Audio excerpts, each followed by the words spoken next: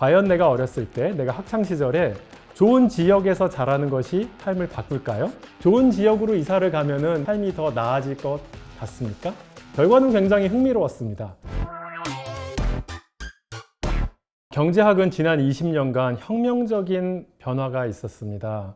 우리가 이것을 credibility revolution, 신뢰성 혁명이라고 부릅니다.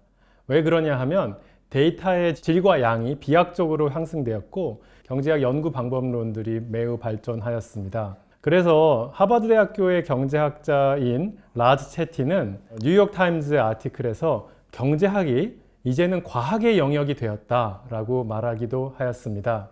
몇 가지 예를 들어보겠습니다. 미국에서 1980년대, 90년대에 초등학교 클래스의 학생 수가 몇 명인지가 가장 좋을 것인가에 대한 논쟁이 있었습니다. 당시에 한 22명에서 25명 정도가 한 반의 학생 수였다고 합니다.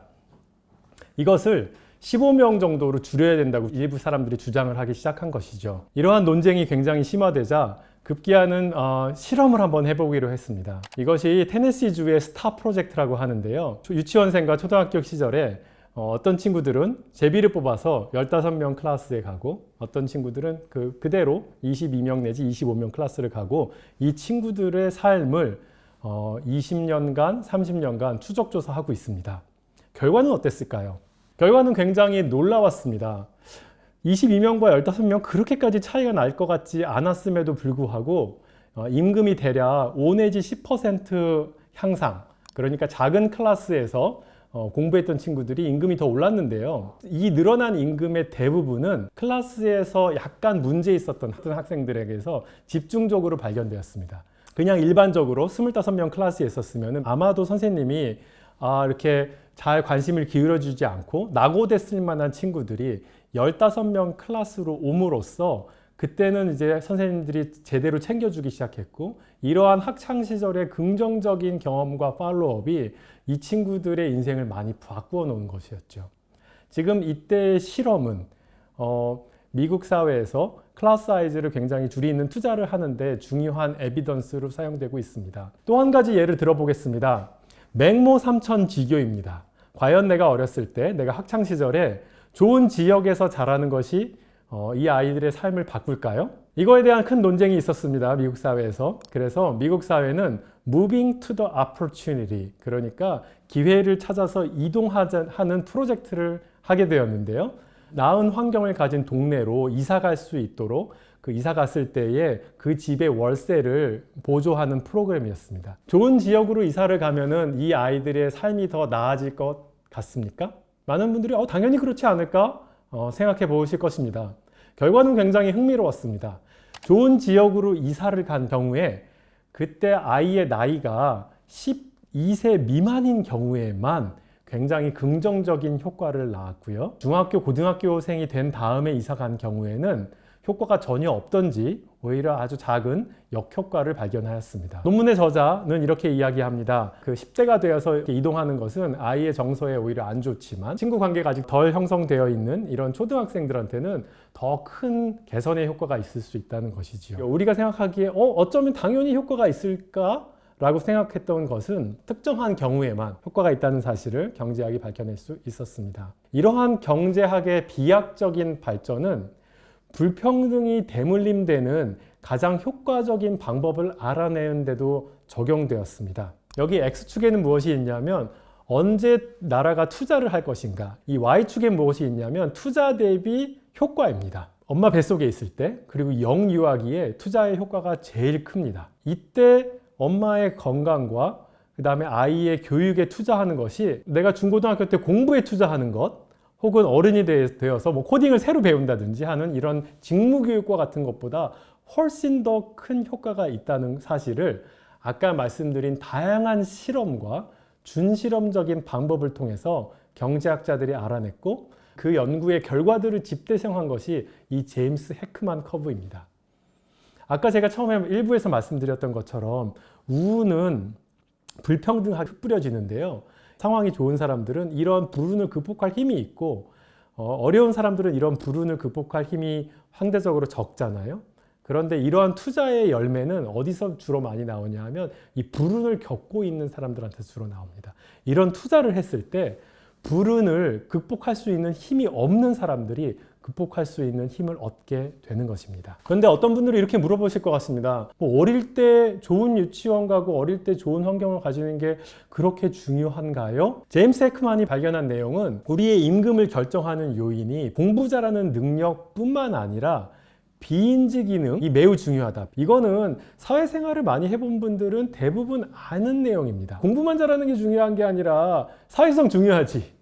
그런데 이게 임금에도 굉장한 영향을 미치고 있다는 사실입니다. 여기 보여드리는 그래프는 공부 잘하는 능력과 비인지 기능의 능력이 얼마나 임금에 중요한 역할을 하고 있는지 보여주는 것입니다. 인지 기능이 나쁘면 당연히 임금이 낮죠. 비인지 기능이 낮은 사람들에 비해서 비인지 기능이 높은 사람들이 더 월급이 높습니다.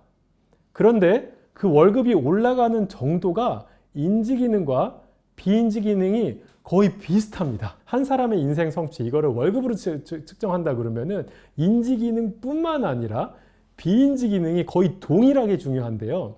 이 비인지 기능이 언제 주로 형성이 되냐 하면 5세 미만 어린 시절에 많이 형성이 됩니다. 이런 기본적인 것들을 못 배우는 친구들이 누구냐 하면 나쁜 환경을 만나서 방임되는 아이들이 이런 것들을 제대로 배우지 못하고 이런 친구들이 나중에 자라서 범죄자가 될 가능성도 훨씬 높고요.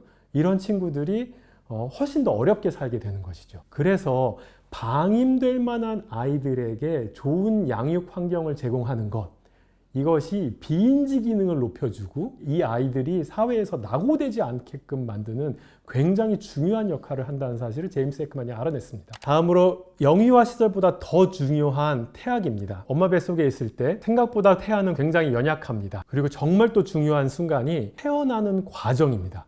그러니까 엄마 뱃속에서 이제 막 나오려는 그 출산의 시점에서 조금이라도 뇌에 상처를 받으면은 그 결과는 평생 경험해야 됩니다. 그래서 이 태아기 과정이 굉장히 중요한 건데요.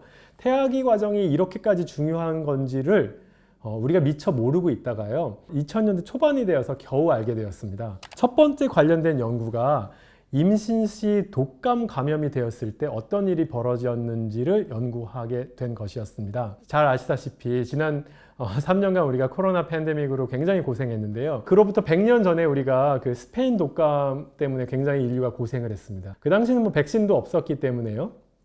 1918년 후반부터 1919년 초반까지 엄청나게 많은 사람들이 죽었습니다. 그랬을 때 굉장히 운 없게 엄마 뱃속에서 엄마가 독감을 걸림으로써 그 당시에 내가 태아일 때 독감에 걸렸던 아이와 태어난 다음에 뭐 그런 것들을 경험했던 아이들을 삶을 추적하게 되었습니다.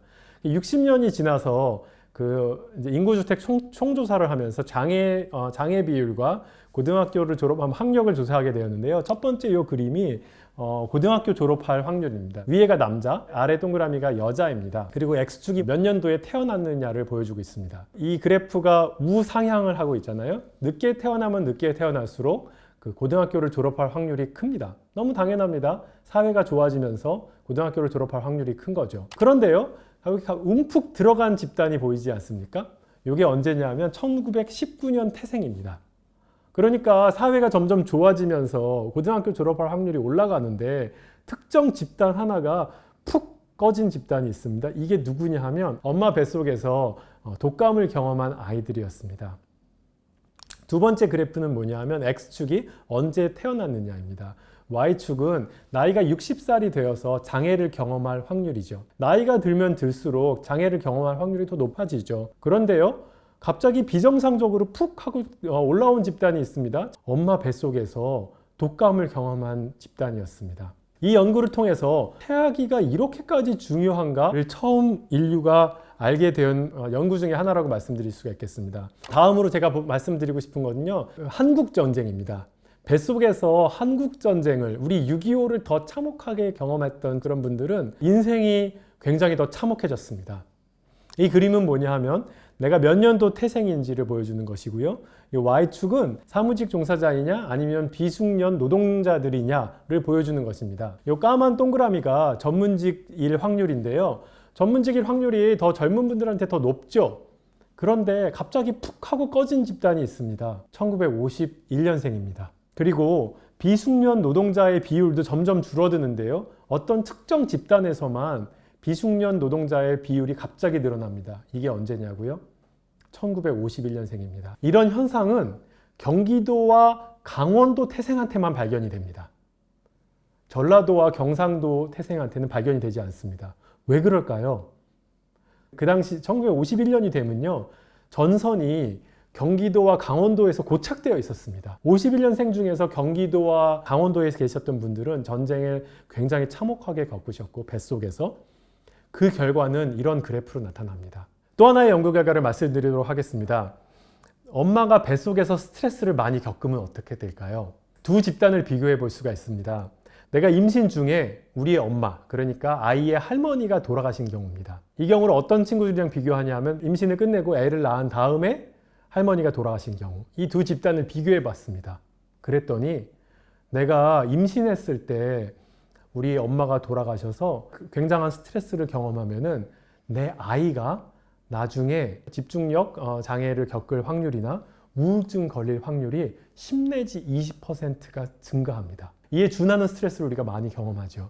이러한 스트레스가 내 아이가 성인이 되었을 때 내 아이가 우울증에 빠지거나 ADHD를 경험할 확률이 10 내지 20% 올라갑니다. 이거 엄청난 일입니다. 그래서 그 태아, 그러니까 임산부를 보호하는 것은 굉장히 중요하다는 사실을 경제학이 지난 20년간 밝혀냈는데요.